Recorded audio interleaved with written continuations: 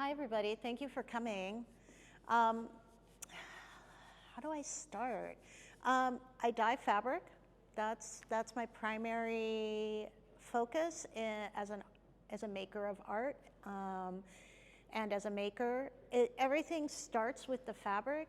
And we all have a really intimate relationship with fabric. We're all covered in fabric from head to toe right now.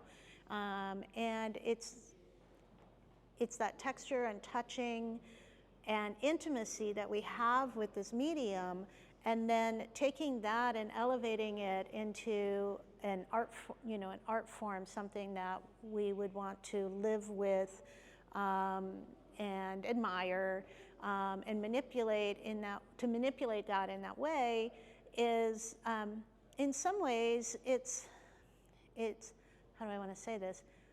We don't always think about a painting in the same way that people might think about my artwork, because it is made of textiles.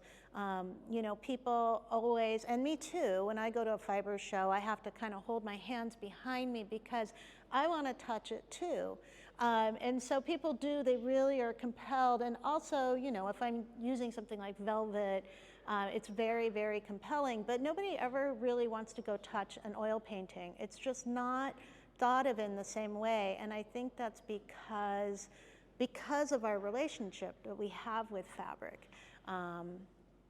So taking that medium and bringing it into a different way of seeing it and interacting with it it's just an issue. It's just not an issue. It's just something that's inherently in the artwork. Most of the pieces, almost all of the pieces in this show are dyed. They start out as whole cloth pieces, and they are dyed using a mixture of dye and ice and gravity and time. And the way the technique that I'm using is I will drape the fabric over something that's holding it up, and then I put a little basket, basically, that's open of ice and dried dye powder. And then as the ice melts, it carries the pigment, it's not actually pigment, but the dye in through the fabric. And that's the way I get these kind of sweeping, colorful mixtures moving throughout the dye, or throughout the fabric. And I have this set up in my studio, basically, with some sawhorses and some boards, and then I drape the fabric over, and I'm watching, I can literally watch that ice melt and transfer the color into the fabric. And it's impossible for me, it has been impossible for me not to think about our warming planet and how the ice that we're surrounded by, the glaciers that are in Washington State, the sea ice, and all of that changing really sped up over what should take millennials because of our warming planet. And so these fabrics have become the fabrics of memory, in that they are becoming documents to that melting ice, to that change over time, but sped up. And so that's the content that I think about with this show. The pieces are all abstract. They're all a way of, these urn shapes are all named for glaciers in Washington State, but they're not trying to be a picture of it. They're more of a memorial, more of a thought memory of those spaces that are disappearing. But they're also beautiful. And so we're so caught in this time where we live in this, specifically where we live here, is so beautiful, and the beauty, but it's also so much in transition. So I did want to say a little bit about how I make them, besides the content of what kind of goes through my head and why I might make these pieces. A lot of people are curious about the materials that I use, and this is the material that's underneath the fabric, so you can't see it, but it is basically kind of like a stiff felt, and I can pass this around so we can all touch it, but I have this material and then I glue the fabrics to either side and do the stitching on that. And so with these 3D pieces, I start out working in paper and I pattern everything in paper. I use tag board, which is like a kind of like file folder material, and that really mimics this amount of bend and stability that is in this material that I use. And I'll pattern everything, and then I will make the pattern pieces out of this. I'll cover them with the fabrics. I do all the stitching on them, all the embellishment with stitch that you see, and then the very last thing is that I sew the pieces together. And I use my home printer a lot. So when I dye all these fabrics, the first thing I do is I take pictures of everything. I take pictures of all the fabrics because then I can use those to work with on a small scale. So I was a graphic designer as a profession, and so a lot of this comes from those techniques of looking at things. So for example, this is the fabric that piece came from. So when I have my trusty little L's and I start moving things around, I can, I zero in on what was just a drippy corner of this piece and it turns into a landscape. So, but yet this piece I still feel is abstract, even though it definitely evokes a sense of place. I feel like all of these pieces evoke an emotion or a feeling without having to be representational. So even though this piece, it really feels like, oh, she went and painted a landscape, it actually is, it was made the same way as all the rest of the pieces. So same with when I make the 3D pieces, I also will take photos of the pieces with the outlines of the pattern pieces. And so if this is a little, I hang the fabric on the wall, I take the outlines of what the pattern pieces were that's open, and I use that to select what part of the fabric I want to use because each piece is unique. And then I can print those out and I can make these little maquettes. And so these are kind of like my little paper dolls, but it really gives me a sense they're just Scotch taped together, cut out from the printer, but it really gives me a sense of what is this piece going to look like in 3 dimensions before I make it. And I can try different fabrics out. In fact, I think I have a couple versions of this one with me that I can pull out so you can see how those relate. And I also use, so this piece, for example, the 4 pieces that are on the wall all came from one piece of fabric. So this is that piece of fabric before it was cut. So I'll leave these up here and you can look at them. And that's basically what I wanted to introduce. And then if anyone has any questions, yes. My first question is, you talk about fabrics. Do you have a favorite fabric that you like to use? And if so, why? There's a question about fabric. All the stuff that's on the walls and in the 3-dimensional pieces that have the ice dye, the gravity ice dye on them, are all cotton. It works really well with the dyes as far as being thick enough and absorptive enough that it gives the colors a chance to really separate and show, as opposed to some other fabrics that you might just not get as much variation. I do a lot of rayons for kind of my side hustle of hand-dyed accessories. And the colors are also beautiful. They're not quite as vibrant just because of the fabric content. The installation, which I haven't talked about, is all silk. It's a combination of silk organza and silk chiffon. And I chose those because I wanted the transparency, because I wanted to be able to see through and be around the space. The organza each fabric takes the dye in a different way. So even seeing those two together, I think there's 4 different blue dyes all together in the 10 panels, but they're all pretty close, and each panel has 2 different colors on it. But you can see that the marks on the organza are very different than the marks on the chiffon. The chiffon is much more diffused, and the organza is very crisp. The marks are almost fractal. And so it's just getting to know how those different fabrics take the dye.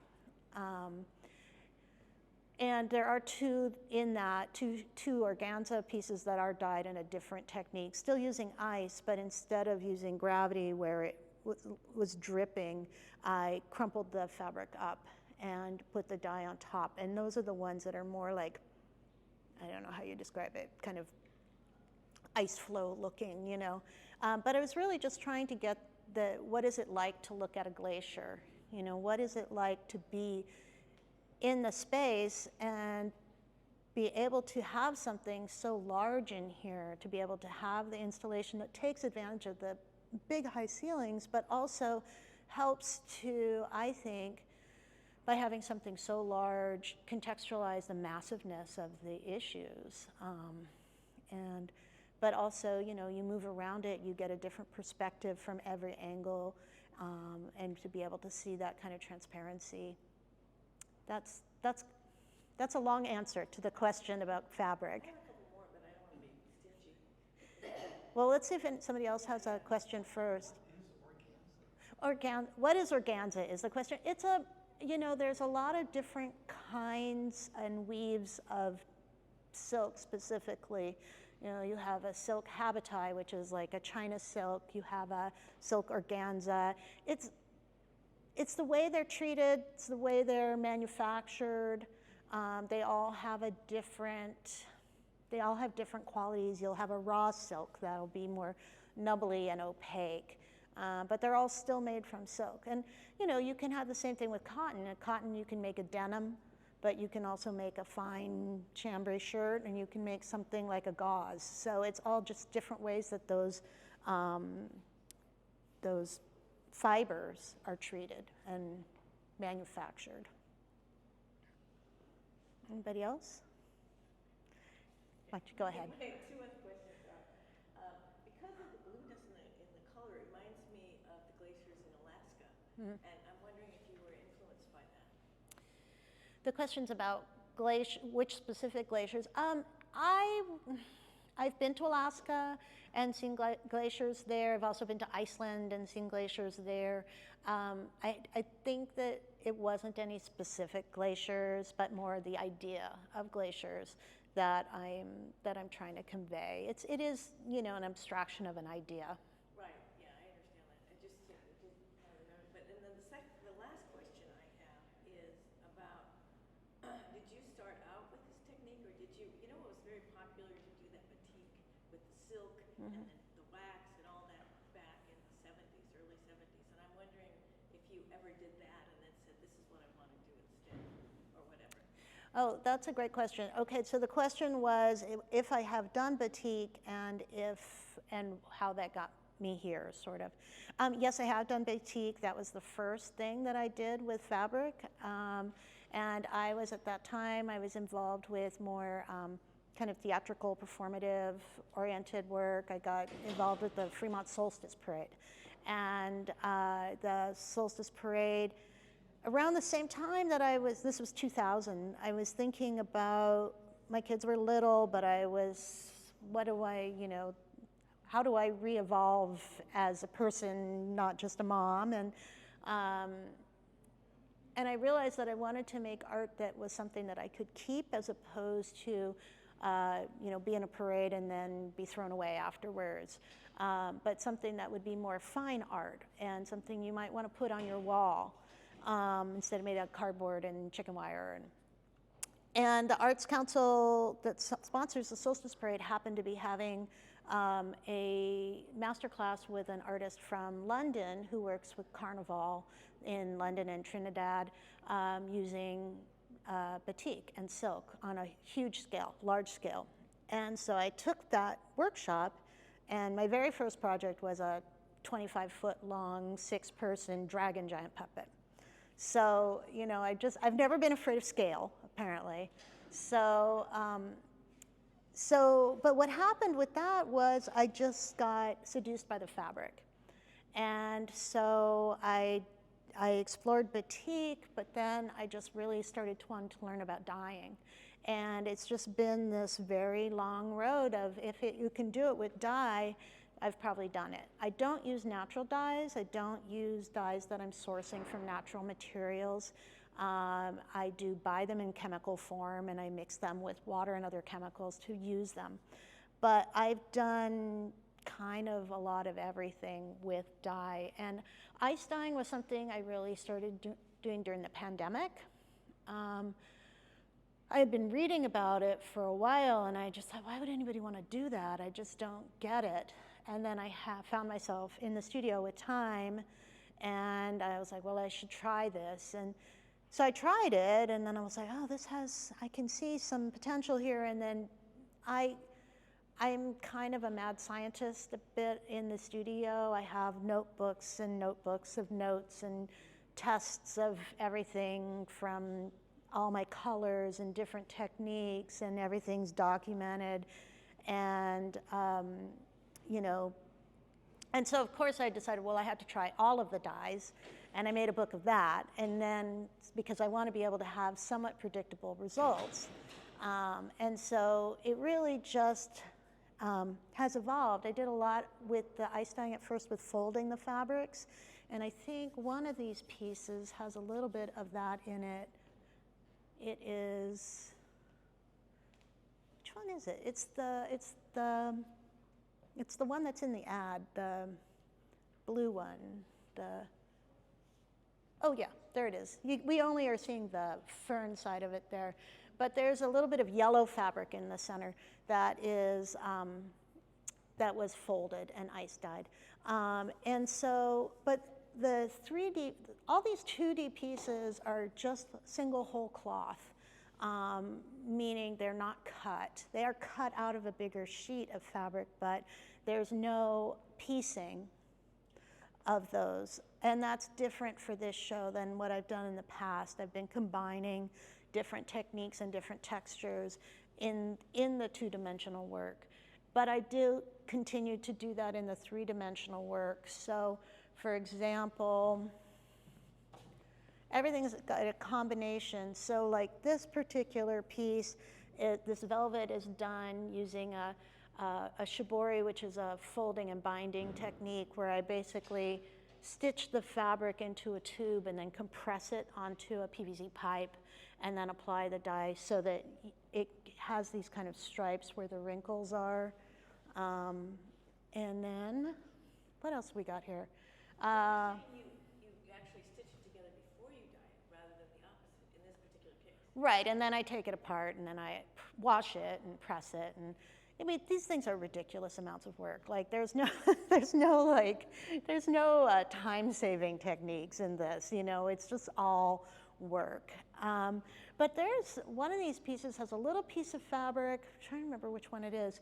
That I've had this piece of fabric that I've been saving it for 15 years or longer, and it's just never found the right piece to be in before, and somehow it was just the right piece for this one little bit, because it wasn't very big, but it was kind of interesting. Now I got to go find it. But yeah, it's just like I save kind of everything. It's really hard. Anybody who works with fabric here probably has a huge stash. that they're always trying to manage. I'm looking at you, Diane. But it's when it's hand dyed, it's even harder to get rid of, you know, because it's like this thing that you made. So, yeah. Where were we going with this? Sorry, I get off on tangents. But yeah, so the 3D pieces do combine. I like to use velvet as well and other textured fabrics because I think they just it's just nice to have some other texture in there. And the thing I call velvet a cheap trick because it's so sumptuous that it just always adds a lot of depth and sensuality to the pieces. So, yeah. You must have dyed the thread. No, oh, the question's about the thread. No, I have a ridiculous amount of thread. I have so much thread, and a lot of it I'll have cotton thread. I'll use cotton thread and rayon threads for the kind of more embellishment that you'll see, and then I'm always using just a polyester and the bobbins because it's just kind of a workhorse. So then, of course, that's at least 3 different kinds of thread in the same color, and you just think about how many colors there are. So yeah, I have boxes and boxes of thread. That's all organized by color, you know. So I have hundreds and hundreds of spools of thread. And the cotton, that's 100% cotton? It is. Mm-hmm. It's interesting how vibrant the colors are. So I guess that's the nature of the dye. It's a combination. This cotton it's a mercerized cotton, which I always have to look up because I can never remember exactly what makes it mercerized, but it's some chemical process that they do that I think kind of like it blasts open the fiber molecule a little bit, so it's just really, really primed to take the dye. So these cottons, it's not a fancy blend of cotton or fine, but it really takes the color great. And I use it all the time. I mean, I've been using it for years. It's also what I used for doing all my samples. So like all of my samples are on the same fabric so that when I compare colors, I can really see apples to apples in that. Yeah, so. Any other questions? I like the cotton thread. I used more cotton thread on this show. I often use a lot of rayon threads because they have a little bit of a sheen to them, and so the light will just shine off it a little bit. And for some reason, this show felt like the cottons are a little bit thicker, and it just will create a little bit of a stronger line, a little more muscular line. I had a friend was here this weekend, and he was talking about how the stitch mark creates not only a line of the stitch, but it creates the line of the holes where it's actually piercing through the fabric. And I thought that was just a really interesting thing to think about, this kind of punctuation, literally, that happens with the stitch. Anyway, it's just another way of thinking about it. But Do you teach satin? I have, the question's about teaching. I have taught, and I may be teaching next year on Bainbridge Island. That's yet to be fully scheduled. It's so hard to fill classes these days. You know, kind of post-pandemic, it's really just people don't want to leave their houses. And I love to teach, though, so if you have an idea, hit me up, because I do love teaching. Bainbridge Bar? That's where I'm talking to them about teaching there. Yeah. I think sometime in 2025, we'll set something up. Ice dyeing, I think, is what they want to do. So, any other questions? All right. Well, Donald. Yeah, I was going to say there's some really nice blends of color in the exhibition. Do the dyes surprise you sometimes, or do you know what's coming based on how you've set it up? That's a great question. Question is about if I'm surprised by the dyes. I'm not surprised every time, But I also have a certain amount, I do a lot of testing, but I also am always surprised, and it's this technique not as surprised because I can kind of see it happening in real time, but when I have especially pieces that are all folded up and then I open them, then that is always like, it's always my birthday, you know? It's just opening presents, each one. But these two, because they're all crumpled up and they're kind of dry, and it looks different. And it never really reveals until I iron it. Something about pressing out all those wrinkles to really be able to see the pattern. So yeah, it always is a surprise. And, you know, of the 23 pieces that are in this show, I probably dyed 60, 70 pieces of fabric. So, you know, it's always editing. It's always editing, it's always making choices at every stage. And I think with art making, it's always about choices. You know, at the beginning, it's kind of like, what's this show about? What am I trying to say? And then that gets changed to, well, what am I making? Like, and then what does it look like? And then, well, I want to use this fabric, what part of it? And then how do I crop it? And then to finally, like, what color thread am I using? And where does it go? So the decisions, it's always a series of decisions from the biggest to the smallest. So that's kind of in every, yeah. Is the stitching, how much of it is planned and how much is improvisational? And the question about the stitching, that's a good question. It's not planned. I mean, it's planned before I do it. There is some getting into that flow, whatever, where you're just following that line. The 2D pieces are so much harder for me than the 3-dimensional pieces, just not only in terms of the stitching, but in terms of every part of it. And I think that's because I feel that I'm primarily a sculptor. And so to try to get that feeling of depth into a 2-dimensional piece is much harder than in a 3-dimensional piece is easy. It's already 3-dimensional. It's already an object. But getting to the stitch, that stitch adds that dimensionality by just changing that depth a little bit and use choices like, is it cotton? What color is it? Those become so much more important in a 2D piece than they are in a 3D piece. And also, when I stitch it, I can't really go back. You know, I could take stitches out and put more stitches in basically the same place, but there's holes in that fabric. So, you know, I can fudge it a little bit here and there, but mostly I'm kind of, so with the 2D pieces, it's like this kind of, it's very stressful. It can be very stressful to figure out just where does that stitch line go.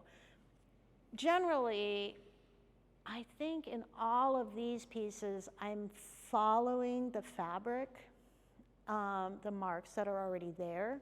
So that becomes, that's kind of telling me. Sometimes I do pieces where I'm adding an additional textural element to something that, say, is, well, so this piece is a good example, this kind of greenish one there.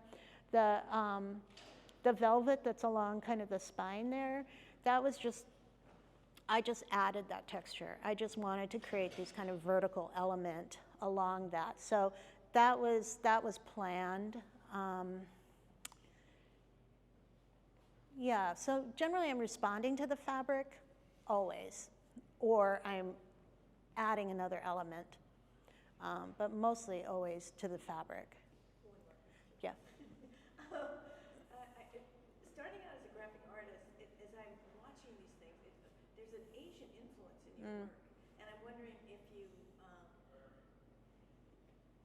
have studied Asian art or taken a Sumi class or there's a question about Asian art and Asian art influences. It's just, it's in the air. I've not specifically studied Asian art. I think that maybe there's a correlation in that I'm very inspired by nature, and that is my primary inspiration. And I think that in Japanese art, that's the dominant influence as well. So maybe that's it. I think it's just, you know, we all live in the world and rub up against each other. All right, so I think we should just sort of mingle. I have some things you can look at up here. Now, you can't touch the art, but you can touch these guys. And feel free to ask me any questions directly. All right, thank you. Yeah.